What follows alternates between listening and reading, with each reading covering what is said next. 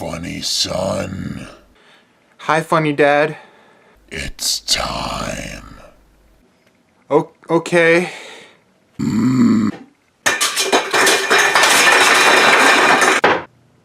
Nah.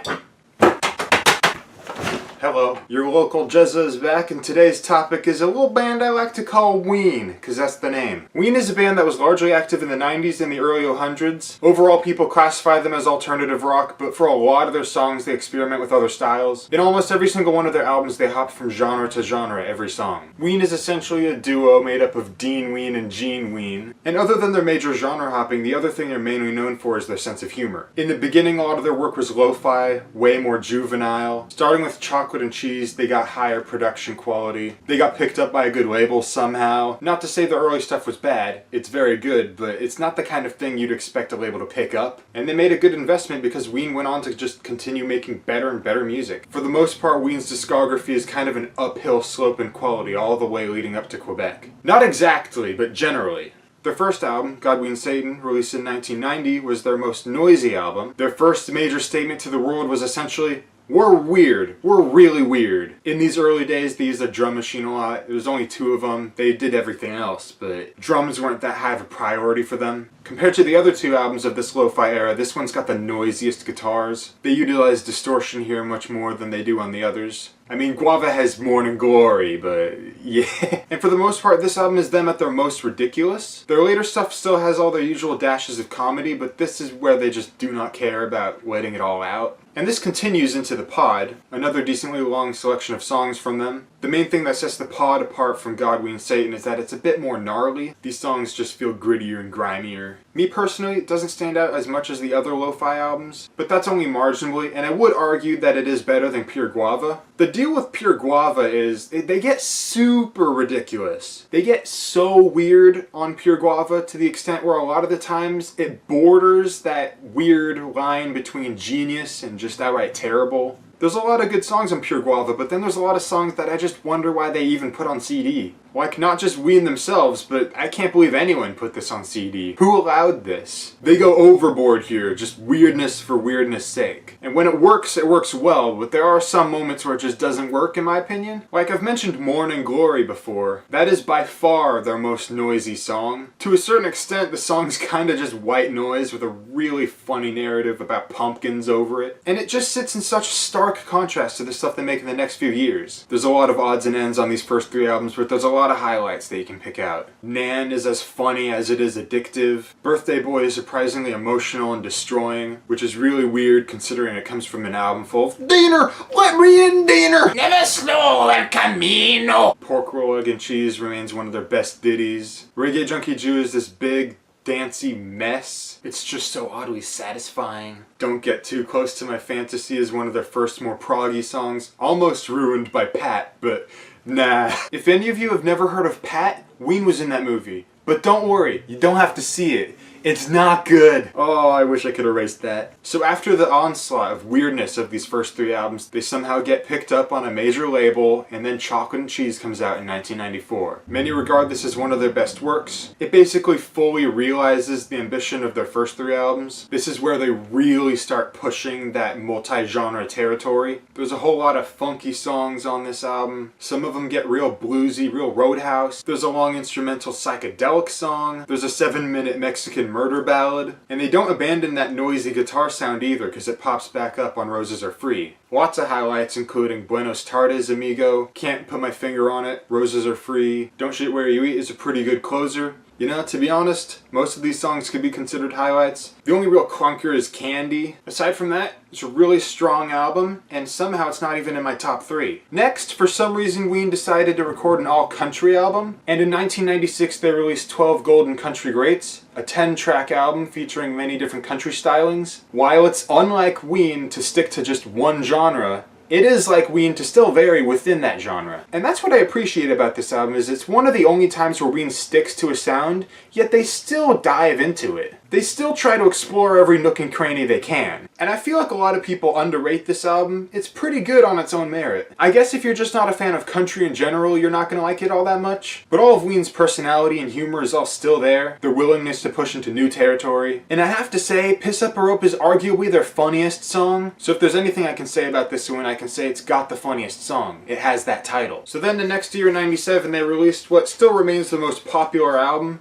The Mollusk. Most of this popularity stems from Ocean Man, and a lot of that popularity stems from the SpongeBob movie. But the rest of the popularity of this album has to do with the fact that it's one of their strongest albums. It is by far their most thematic album. 12 Gold Country Greats may have been stylistically their strongest, but this is their most thematically strongest. Ween sticks to a very oceanic nautical theme on here, so you get songs of pirates and finding mollusks on a beach. Even when the songs aren't distinctly about oceanic themes, they still have a very nautical sound to them. The breakup ballad, It's Gonna Be Alright, is a good example of this. This song and Mutilated Lips have this underwater quality to them. Like, some of the sounds in the instrumentals are very dock-like. There's sea shanties, there's a few more electronic songs like Johnny on the Spot. But another strong element of this album is the progressive rock influence. A lot of the songs just have this epic quality to them. There's these great guitar solos. The Golden Eel and Buckingham Green are the best examples of this. The build and the guitar solo and all of that in Buckingham Green, it's so close to being the best song. But of course Ocean Man takes the cake. Do I really have to talk about Ocean Man? I know you know it.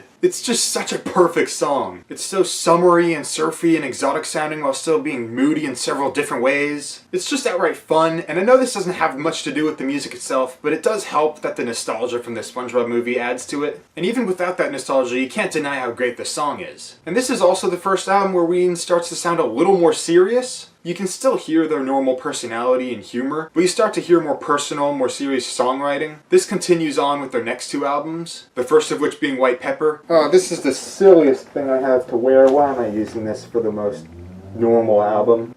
Oh boy, this might be a mistake. This really tampers with my voice. And it was a bad idea, so here I am overdubbing. I don't know, man. I mean, you can't be all that serious when you're reviewing Ween. Anyways, White Pepper's Ween at their most poppy. They drop a lot of their comedic qualities to deliver some pretty normal songs. There's a lot of Beatles influence spread throughout. The name of the album itself is kinda two Beatles references rolled into one. And even though they shy away from their normal personality here, there's so many great songs on this album. The run of their first 4 tracks is their best run of first 4 tracks. Like how 4 of them are album highlights. They still dabble here and there with different genres. There's a song where they sound like Motorhead. Bananas and Blow is a fun tropical song in the calypso style, and their country stylings from 12 Golden Country Greats kind of come back on a few songs here. It's just a tight, concise pop album with a lot of great songs. It almost doesn't feel like a Ween album, but it's just too good not to love. So then 3 years later in 2003 we get Quebec. And it's another one of their best albums. Compared to White Pepper, Ween really tried to go back to their humorous days. There's a few songs on Quebec that sound like they could have been from their first 3 albums, such as Hey There Fancy Pants and So Many People in the Neighborhood. But in the end, this album turned into something way more than just a return to humor, because if anything, Ween only dived deeper and deeper into mood. This is their most emotional album, and it's got a lot of their most mature songs. When I think of some of Ween's best songs overall, I think of The Argus, I think of Transdermal Celebration, I think of Chocolate Town, I think of I Don't Want It, I think of Zoloft, I think of If You Could Save Yourself, I think of It's Gonna Be a Long Night.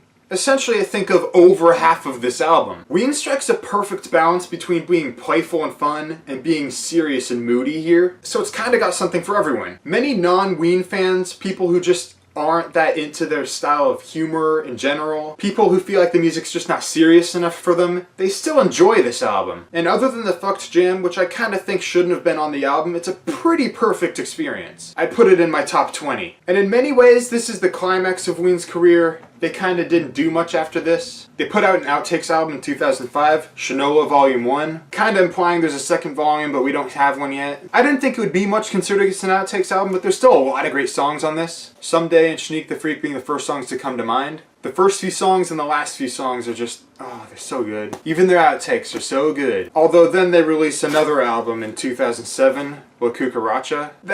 I'd say this is their least essential album, even more than their outtakes album. It's not, like, bad by any means, but it's kinda just a collection of songs from them. Kinda mirrors my feelings towards Shinola, only this isn't an Outtakes album, so it's a bit disappointing. I'm not too hard on La Cucaracha. It's simply the effect of a great band releasing a pretty good album. It's just that Ween have a wide discography that it's hard to compare to. And La Cucaracha is kinda just the album I'd expect if the band wasn't actually all that good. This kind of feeds into my last point here. Being a band that goes from genre to genre, that has a sense of humor, doesn't guarantee you're gonna be super good. If anything, both of those things are super gimmicky, so it's kind of surprising how good Ween are. For such a gimmicky sounding band, they've given us some classic albums. Because when it comes down to it, the genres they toy around with, they're very good at. Like, to a certain extent they're messing around, but when it comes to the actual music, they're not messing around. And another thing is, humor-wise, it's not just joke this, joke that. The style of humor is a bit more abstract. It's just based around all-around absurdity. A rock instrumental with a member begging to be let in because it's freezing outside. This long line-flavored narrative about a man who,